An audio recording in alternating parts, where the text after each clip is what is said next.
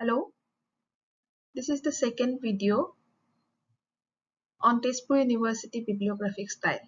In the previous video, we have talked about how to do in-text citation.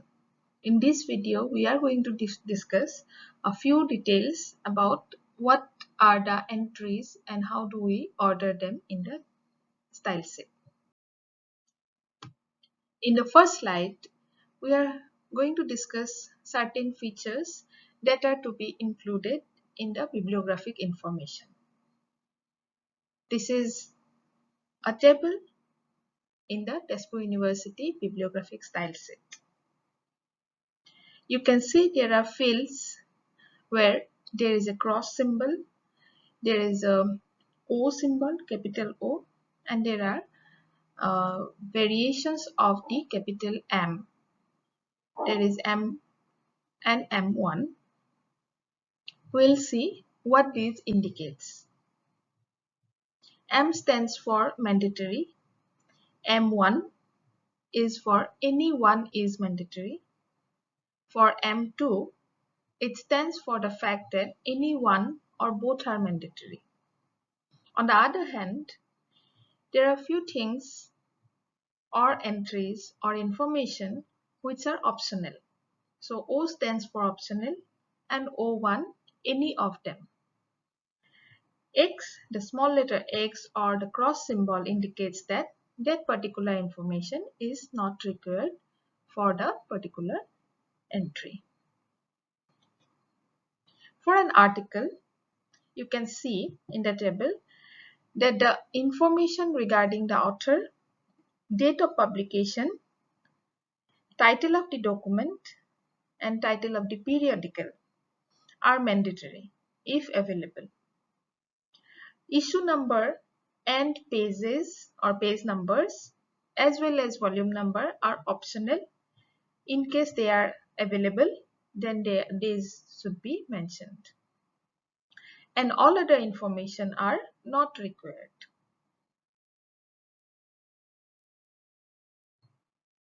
For a book, certain information are required. For example, the author. If there is information regarding the author, then it should be mentioned. Then the date of publication is mandatory. Then editor, M1 is mandatory, but either the author or the editor, you can choose either one. Some books are edited book, in that case editors are important, and some books are authored book by one or more authors. So among the author and editor for a book, you can choose one, whatever is available and whatever kind of a book it is. Then the publisher is mandatory and title of the document, that means the book title, is mandatory. Issue number and volume are optional, like the series number as well. And address, that means the publisher's address and the edition are also optional. Other entries are not required. For a booklet, most of the information are not required except the title of the document, which is mandatory, and address, author, date, that means date of publication, and how it is published, whether it is a booklet or a manual or some other kind of document. Those are optional categories. For a book unit, you can see the date of publication, then publisher, title of the document are mandatory, and among the author and the editor, you can choose either one. Then pages, M2, that means you can have the information or you may not have. Also the unit. So among M2, either pages or unit needs to be mentioned if available.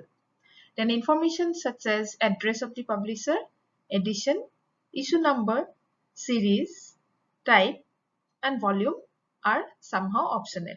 Rest of the fields are not required. For a collection of essays or the like,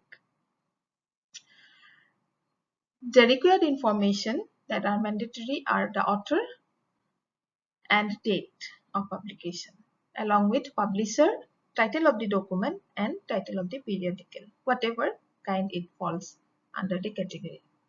And certain fields are optional. For conference proceedings, you need to have the mandatory fields as author, date, title of the document, or whether it is whether it's a periodical, so you need to mention that. Some other information are optional and certain other information are not required. For a manual, most of the fields are optional, but the title of the document is important, it's mandatory, you need to mention that. And rest of the information are not required. For a thesis, whether it's a master or PhD thesis, you need to have the name of the author, date of publication, how it was published, whether it is published or it is unpublished manuscript kept in the library of the particular institution, or it has been published as a series of thesis publication of that particular. So those information are mandatory if included, and the title of the document. Some other information are not required. Among the miscellaneous publication, you have certain fields which are optionally required, and even the editorial of a newspaper or some kind of website, these come under the miscellaneous category, at least in the TU University Bibliographic Style. Then some other proceedings which do not conform to the conference proceeding type, you have to have the date of publication and the title of the document. Some other information are optionally required and some others are not at all required. For a technical report published by an institution or an agency, you need to have the author's information, then date of publication, institution from where it is published, and the title of the document. Some other information are optionally required and some others are not at all required. So you can see that title of the document is important except for the miscellaneous category. All other entries need to have the title of the document, and the other most important thing is the author's information, and then next comes the date of publication. So there is a matrix you need to remember and practice this when you prepare your bibliography. Then what is address? Address can be a publisher's city or country. It can be the venue of a conference, seminar or workshop. It can be the address of an institution or a school, or if it is virtually published, then you need to give the information of the URL for website kind of a thing. It is not a mandatory component for any entry, but it is optionally required. It is optionally be mentioned in case of books, manuals, conference proceedings, and technical reports. So this is kind of an optional category which needs to be mentioned in the entry. Then comes the next information, which is very important for certain entries, the author's information. To write about author's information, the TU University Bibliographic Style conforms to the norm that surname is to be followed by initials of first and middle names. For example, Banikanta Kakati is represented in this way, Kakati, B dot, and then some other information follows. So surname, initial of the first name. Similarly, Golok Chandra Goswami is written as Goswami, C dot C dot, and other information follows. For two authors, Goswami Z and Tamuli, JP. So here you need to see the use of the conjunction, that is and, if it is a book or article authored by two authors. In case of three authors or more than three, the names are separated by commas. So you have this. So Dr. D, comma, Saikia SC, comma, Sen B, comma, and Deka TK. So this is the norm you need to conform to. It is a mandatory component for any entry except manuals and miscellaneous entries, and also for proceedings this information is not required. For any other entries, author's information is a required field of entry. Then comes another information type where there is absence of author's information. In this case, the Tesuku University bibliographic style has to say this information. The authors of some documents may not be available, for example, for a dictionary or internet-based document. So these have some acronymed. So to represent Cambridge Advanced Learner Dictionary, CALD, that acronym is used.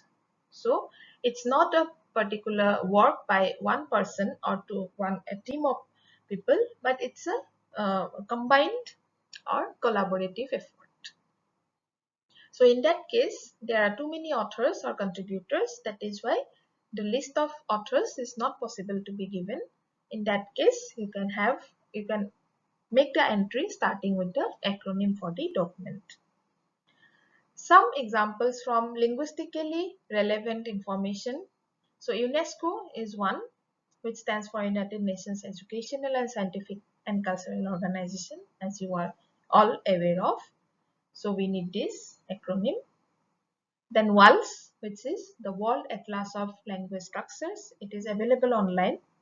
So for this also you don't have a particular one person as author and so on. So you need to. SIL International is another online and offline database from where we need to get some information at some point of time. So that is also acronymed. ROA is Rutgers Optimality Archive, from where literature on optimality theory are available and they are archived for the readers.